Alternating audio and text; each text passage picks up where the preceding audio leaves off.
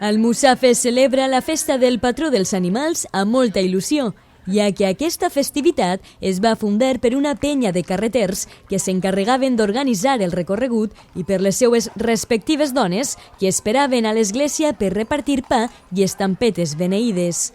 Una tradició que fins a hores d'ara s'ha seguit celebrant. La tradició és que Sant Antoni és el patró dels animals i entonces, de manera especial n'hi ha un record de que els animals són part de la creació de Déu també i entonces recibeixen la bendició per intercessió del sant, de Sant Antoni.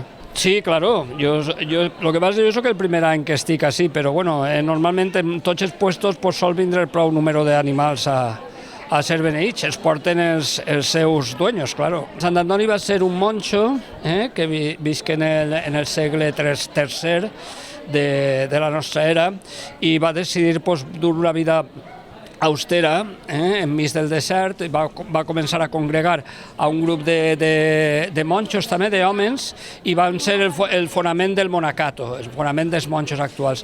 Renunciaren a tots i sobretot el cerdet que porta la imatge als peus representa les tentacions del dimoni que Sant Antoni va tindre que anar vencent per a trobar-se en Déu. Els animals han recorregut els carrers de la localitat fins a la seva benedicció, un acte on es mostra el sentiment pels nostres fidels animals. Perquè és una festa de tradició i m'agraden molt els cavalls. Els altres animals m'agrada veure-los, però els cavalls m'agraden, en deliri. Beneir el meu pa, mira, el meu pa està allí per beneir-lo, que és així de casi 3 kilos. Tengo 6, cada vez vengo con uno. Esta es la más chiquitina, así que hoy, este año me ha tocado a ella. Tengo 2 Yorkshires, 2 pastores alemanes y 2 rateros. Que ells ens donen alegria i ens fan companyia, per lo menos agrair-los d'alguna manera.